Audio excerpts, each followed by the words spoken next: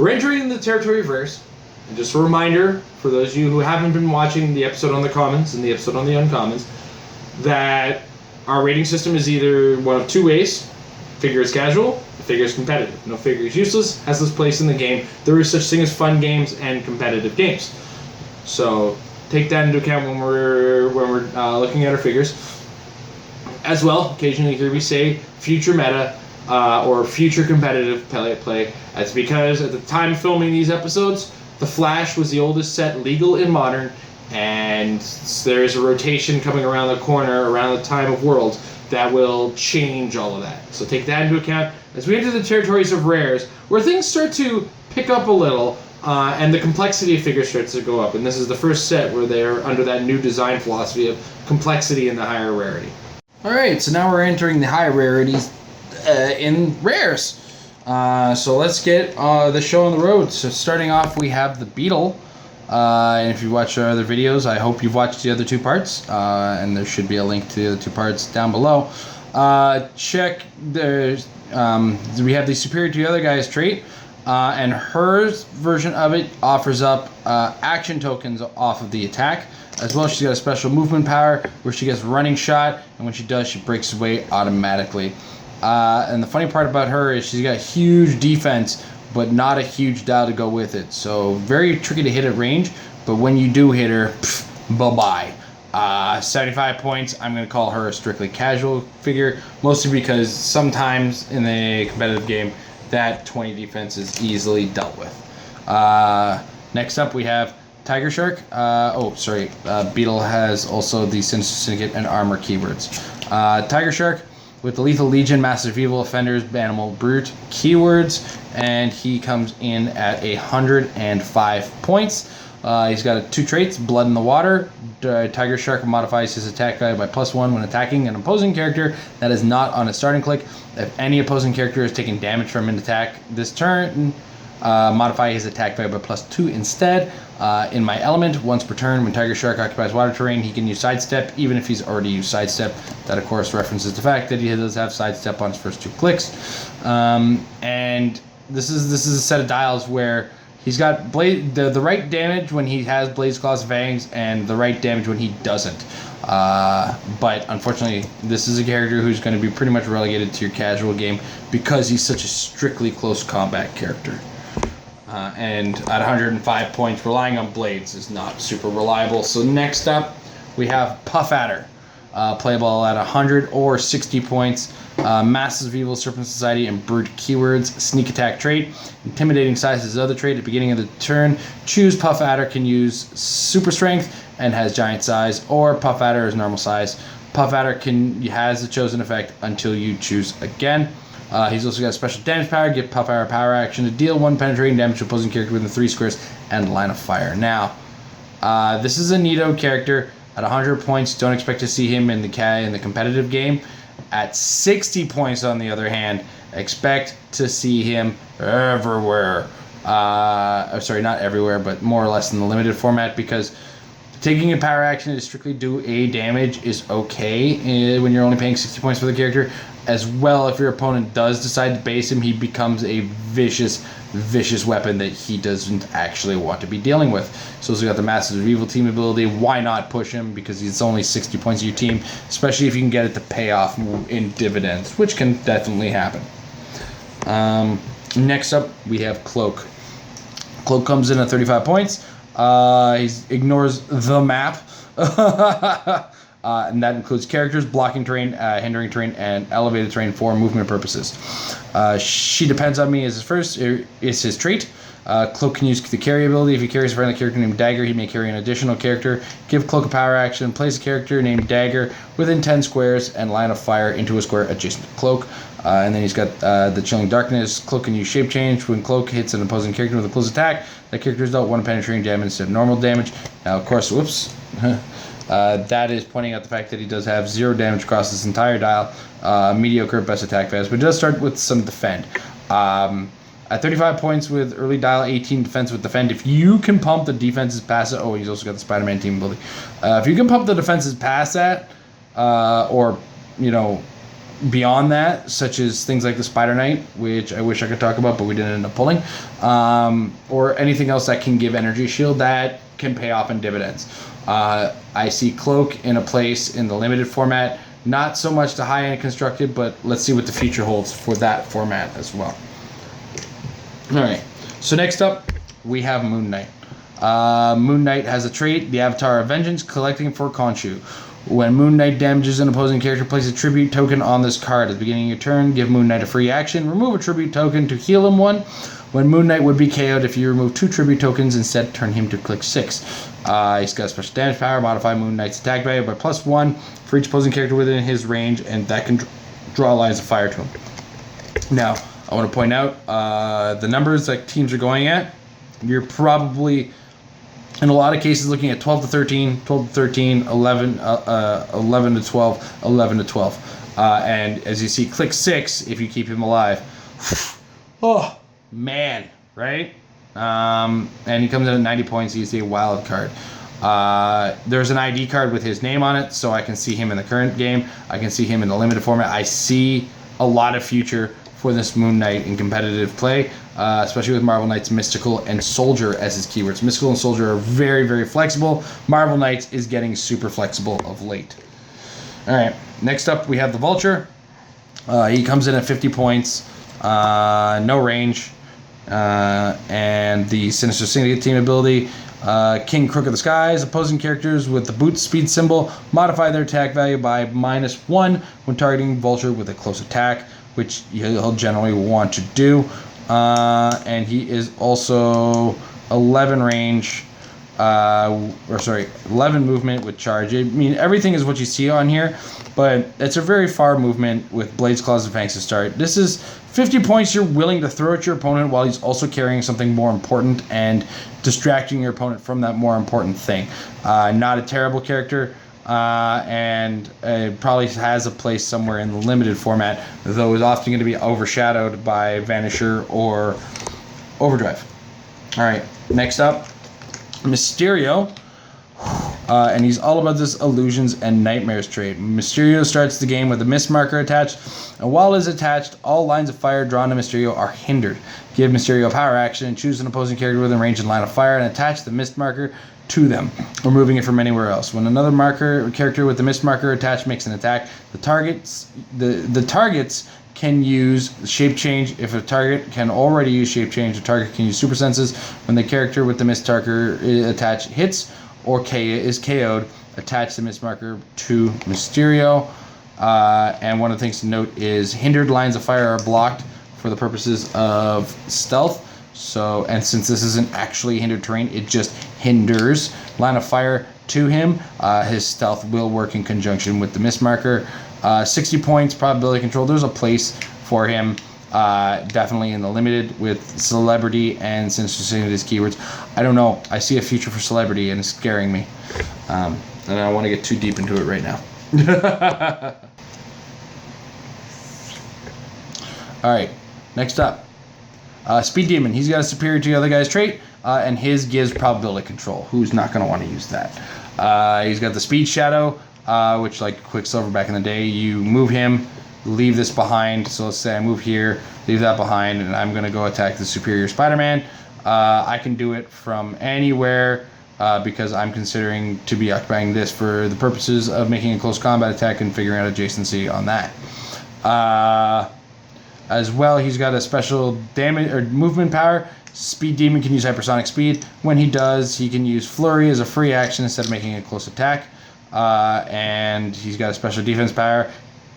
Speed Demon can use combat reflexes. Speed Demon moved during your last turn. He can use energy shield deflection. So you can see the defense is goes to the mid dial, and the mid dial is where the hypersonic special starts.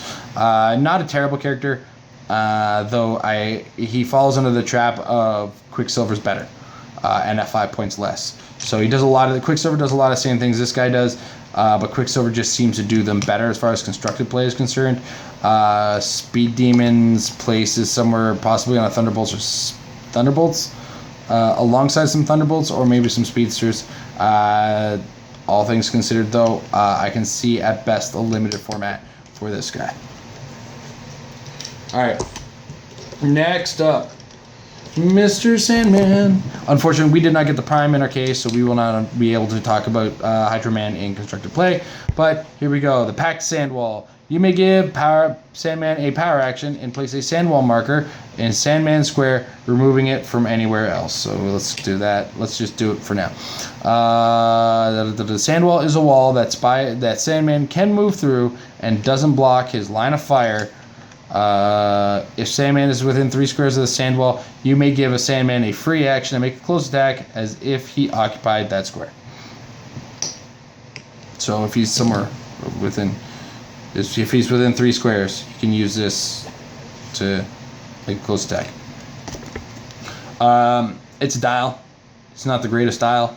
It's 90 points with the Sinister Syndicate team ability and Frightful Forward Sinister Syndicate keywords. I want him to be better, and he just doesn't fit into the competitive play. So he's going to be a casual character, but that's not to take away from the interestingness that is this particular Sandman. All right, next up, Boomerang. Mr. Fred Myers. He's got the superior to other guys trait that gives precision strike. He's got a special defense power that gives him energy shield. And when he's got no action tokens, you can give him an action token to give him super senses. He's also got leadership, but if he fails at leadership, you can give a lower point character adjacent to him an action token and remove an action token from himself. It's a pretty soft dial. And the problem is that when he gets it, he feels it. And in the world of competitive play, he doesn't really have his place. He's got the Masters of Evil and Sinister Syndicate team ability, and both of those keywords, and the Thunderbolts keyword. Even the 75.1 is not a character I'm looking at and going, this guy needs to be on my team as far as constructed plays. But casual play, you're going to see him on a lot of my teams because I just love Boomerang and Fred Myers' story altogether. So, all right. Next up, Electro. He's got a special attack power. When Electro makes a range attack and can use precision strike, if he targets at least 2 characters, he can also use energy explosion. If he targets 3 characters, the damage dealt is penetrating. And as you can see, he has it on all dial. He's 70 points, Sinister Syndicate team ability. And he is 6 range with 3 targets, if I remember correctly. Yep. This is a character, Syndicate keyword only. If you can force it, but he's very soft in the constructed format. Again, falls into the casual play, unfortunately. And much like Boomerang, I want to like this guy more, but just can't end up doing it. Next up, Carnage. Comes in at 100 points. Maximum Carnage and monster keywords. Ignores elevated terrain for... Fred Myers, I forgot. Ignores characters. Duh. Wow, I'm all over this, right? So sorry, Carnage. Carnage has a symbiote trait. He's also got ignores elevated terrain for movement. He's got the sadistic slaughter trait. Whenever Carnage damages an opposing character of lower points with an attack, do not place an action token on him for this action. Whenever Carnage KOs an opposing character, heal him 1 click. If that character was lower points, heal him 2 clicks instead. Now, as far as competitive play is concerned, again, this guy's all about traits, much like Toxin. You have to read the meta for this guy in that case, because if the meta is a lot of small characters, smaller than 100 points, by all means, this thing is going to make him obnoxious.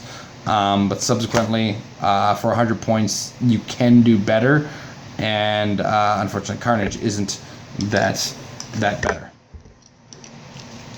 All right, next up we have the Lizard. Lizard has a trait, so he's got a special attack or damage power. When Lizard takes damage from an attack, heal him 1 click. When Lizard has 2 action tokens, he can use regeneration as a free action. He's got the Sinister Syndicate team ability. He's 80 points.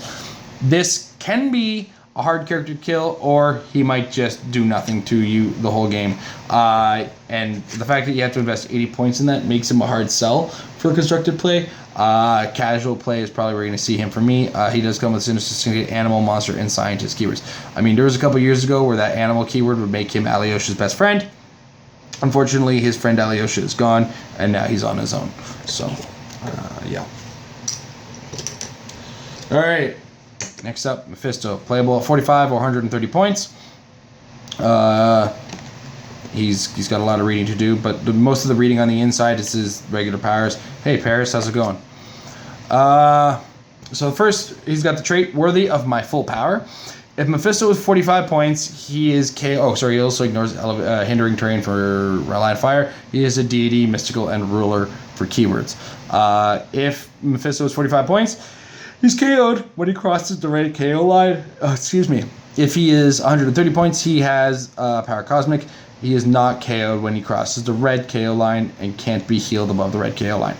Next, Lord of the Underworld. When a character would miss and doesn't have a contract token on his card, that character's player may place 1 on that character's card, and that character can use probability to control the target, that attack roll. Characters with a contract token on their card modify the defense value by -1. When they are KO'd, Mephisto may heal 1 click. He's also got a special movement power, which he only has, I believe, on the 45-point lines, or the first 2 lines of his dial. Yep. That gives him sidestep. As well, you can give Mephisto a power action, choose an opposing character within range and line of fire, and place that character into a square adjacent to the current square. If no opposing characters within 4 squares, this is a free action instead. He's got a special defense power, which shows up right after the red line, right there. That says stop. Mephisto can use invincible. This can't be ignored. And I mean, this is there's 3 points in the dial where he does a ton of damage, but there's also 2 points that bring him back to those 3 points. He's got Mystic's team ability along with the Power Cosmic. You pay 130 points. I can see the 130 point version of Mephisto doing pretty fantastically. As well, the 45 can really set up some obnoxious things if your opponent isn't really paying attention and isn't ready for Mephisto to move him without him saying so. So, thank you, Paris, for an awesome figure. Look at you inside there. And yeah, he's got a place in competitive play for sure. Next up, the Black Cat.